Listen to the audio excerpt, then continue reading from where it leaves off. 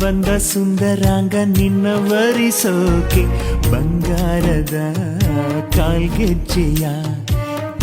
ತಂದ ನಿನ್ನ ಪಾದ ಸಿಂಗರಿಸೋಕೆ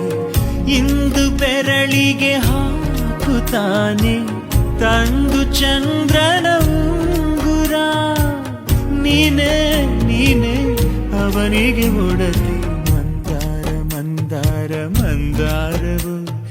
ನಿನ್ನಂದ ಮಂದಾರವು